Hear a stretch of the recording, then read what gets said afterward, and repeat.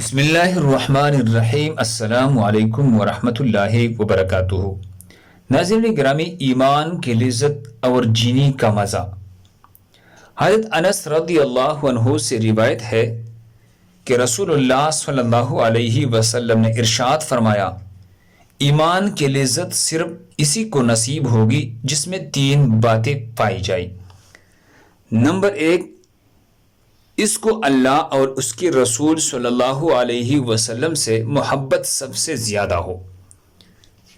Number دو، جس سے بھی محبت کرے صرف اور صرف اللہ کے لیے کرے۔ نمبر تین، کفر کے طرف لوٹنے سے اسے اتنی نفرت ہو جتنی آگ میں ڈالے جانے سے ہوتی ہے۔ صحیح بخاری، باب حلاوت الایمان۔ اللہ ہم سب کو اس پر عمل کرنے کی توفیق عطا فرمائے۔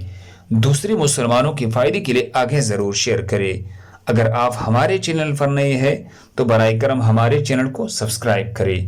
جزاکم اللہ۔